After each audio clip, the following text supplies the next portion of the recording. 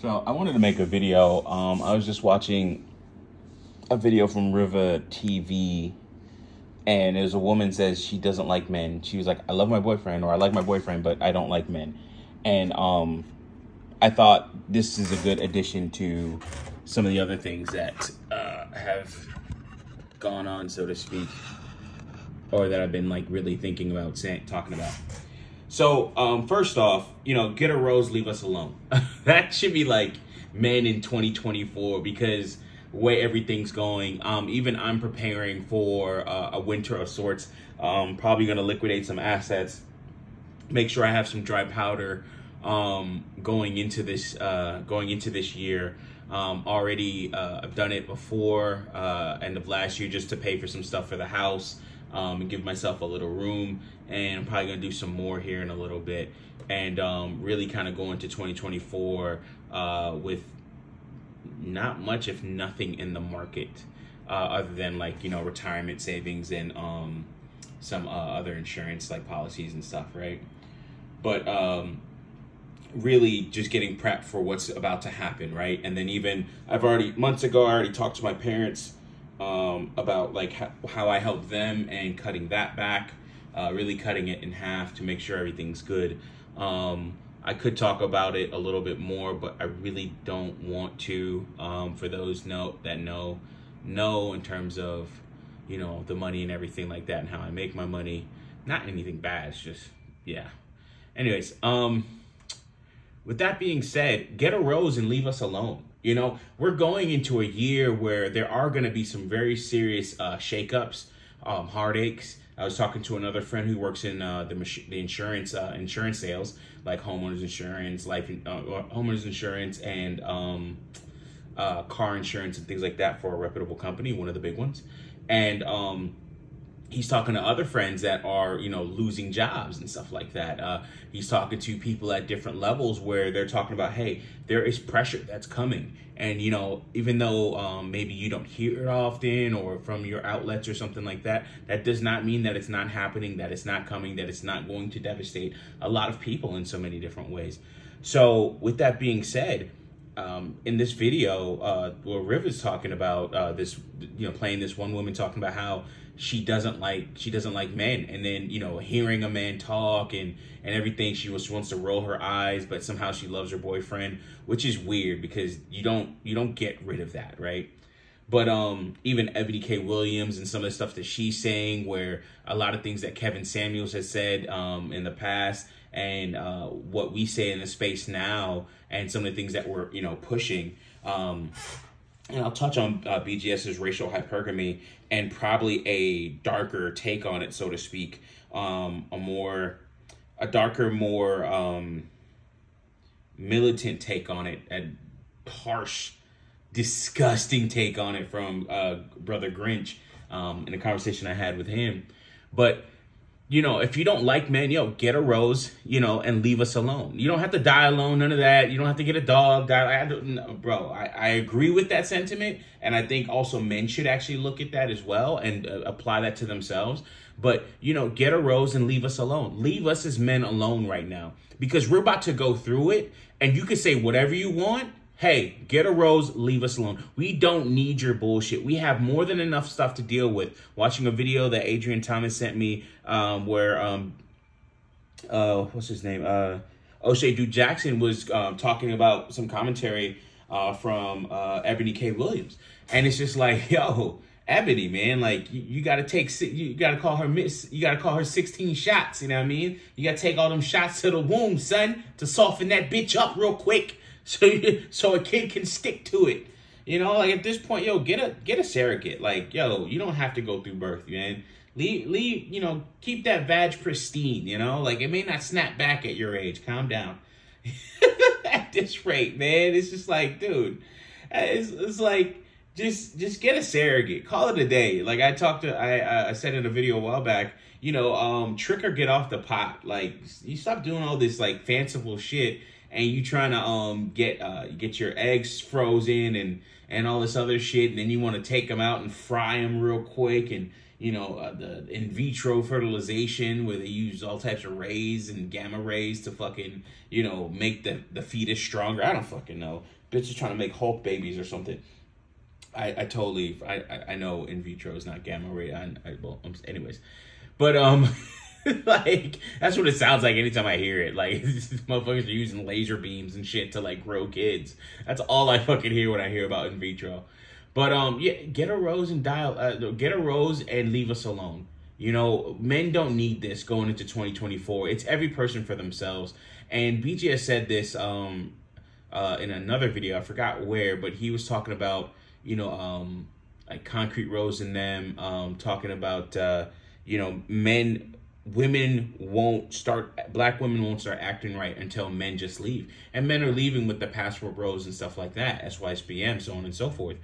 And I'm like, okay, that's great. Like I want to see men do it. But what BGS said in terms of like the perspective of it was, this is men healing. And I was like, wow, I never really thought about that.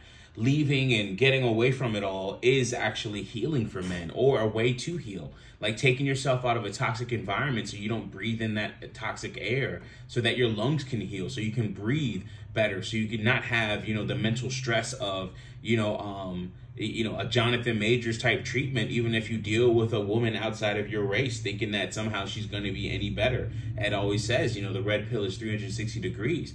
Don't go red pill for black women just to go blue pill for other women or white women, and that's very important. And, you already have people like Umar Johnson, Media Man was pretty much dissecting his whole argument, where Umar Johnson's talking about the 1 or 2 people, the 4% of black men that actually marry white women, and how these same men, I think at an 85% rate, I think it's an 85% rate, they're marrying black women. So it's just like, you're talking about the 1 or 2 people that are marrying white women, and like not the 85% of men that are sticking with, like, you just want everybody it's really kind of sad. And with that being said, what I talked to Grinch about the last night, man, he called me. I was knocked out, and then I called him back like an hour later or some shit, right?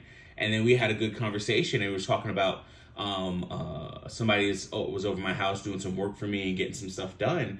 And kind of just like, talking with that brother, and it's like, man, bro, you can't, like, this doesn't make any sense what you're saying to me, blah, blah, blah. And this guy is always talking about every woman's a good woman and stuff. And I was just like, bro, that doesn't really make, like, from what I know, some of the women that you think are good women, I said this to him, it's not something I'm hiding from or anything like that. But I said, some of the women that you see are good women, I see as weirdos. I see as losers. I see as, this one man, he has 3 daughters, 2 of them are twins, or so it's like, 1 daughter and a set of twins, and all girls, and supposedly all the girls are still living there at the house, and they have no kids, they have no man, they're not married to anybody or anything else like that. And, I don't know them, I don't hear any gossip about them, I don't know anything about around town about them. He's showing me, hey, listen, these are some decent looking women. I think they would make any blue collar brother, I guess proud and stuff like that. And I'm like, all right, that's cool. But, these are 30-something-year-old women that I think they still live at home with their parents. And that's not why they're losers to me. But because if I was to say it, I'd be a loser too. So it is what it is. But that's not what makes it a loser situation to me. What makes you a loser is the fact that, you're sitting there and you're just trying to manifest a man and all this other shit, and it just doesn't make any sense. Like, you're wasting your good years, and you're not even wasting it. I mean, well, I don't know, but you're not even wasting it possibly even fucking on a hoe phase or having fun or traveling or doing more, it's all this other stuff. Like, it doesn't sound like they're doing anything. Like, all right, cool, you might have vacations here and there, but are you doing something where you're like going away, donating your time and building African schools or some shit? Like, like, are you sowing your wild oats? Again, I don't know. So this is total an assumption there, but I'll leave it at that. But it was just kind of crazy. But, and that's what I was talking to Grinch about. And Grin sent something to me that I think is profound, and hopefully I'll catch a stream whenever he does it. But he says, if you want to stop generational curses, stop breeding with slaves. I said, nigga, I gotta write that down. Like, yo, nigga, I have to alert the men. You know what I mean? Like, if you want to stop suffering from generational curses or passing along generational curses, stop breeding with slaves. And that caused me to look at myself. That caused me to, in terms of like my mating choices and things that I do and what I look at, that caused me to look at other people. That caused me to look at, just a lot of things, society in general, and my upbringing. If you want to stop passing on generational curses, stop breeding with slaves. Excuse me. When you have women that will say, hey, listen, I don't really like men. I like my boyfriend. That's really like saying, I don't really like you. I don't like that which does not serve me. I don't like men that don't serve me in some capacity. I don't like men that don't, do things for me, sexually, physically, what have you. I don't like any of that. And I'm like, damn. That's like a real slave master mentality. I don't like you niggers. And I said it with the ER. I don't like you niggers. But you's a good boy. You bale the cotton for me.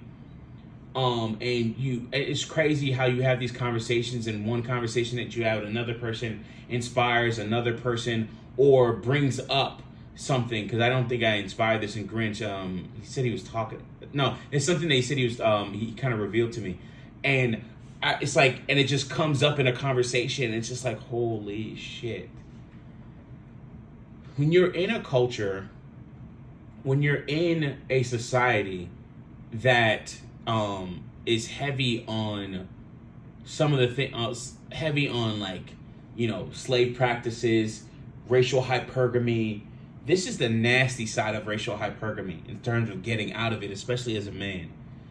If you want to stop passing on generational curses, stop breeding with slaves. And you can define that and breaking it down. Say, if you want to stop passing on generational curses, okay, cool. The person that you mate with, physically, or sorry, not even physically. The person, let's say financially and mentally. The person that you're mating with financially is not a person that is ready to make certain things happen for you, right? In terms of if you're a man being supportive, if you're a woman being supported by that man, financially being provided and protected, right? Then you have that financial aspect, but then you also have the mental aspect of, well, I don't really know anything else. I only know what I know. I'm not trying to learn anything new. Like right now, I have to learn a new programming language, just to keep up with this market or work in this market, right? And just to keep up with, what I got to do to keep on making money. And if I can't keep up with that, then I'm going to be thrown to the wayside. Like how does that work? Or I'm sorry, we know how it works, but how do you settle that? How do you reconcile that as a person, right? Like how does that make you feel? Does even how you feel matter, right? I mean, we know it doesn't to a certain extent, but it's just like, what's the point, or how am I expected to do more if I don't have the financial and mental capacity to handle doing more, to handle putting myself in a certain position and adapting to certain things? Recently talking with my ex-girlfriend, and she wants to get into tech. And she wants to adapt. She wants to do more. She's trying to change up so she can make some more money for herself. And, I've told her about what I do in terms of what I do in tech, and she reached out to me about it, and I'm happy to help her. And it's just like, if you're not willing to adapt, to do more, to put yourself in a position so that you can actually, live a life that is what you think is worth, satisfying and worth living, then I mean, what is kind of sort of what's the point, man? If you're not, if you're not doing these things, if you're not putting yourself in position, then I mean, you're putting yourself in position for something else. So if you're like looking at somebody to mate with, and that person has what you may even deem as a slave-like mindset, and everyone has, I want to say this is subjective, even though there are some baseline things I would say, and mostly negative, the negative aspects of culture, socialization, and stuff like that. But when I think about this, man,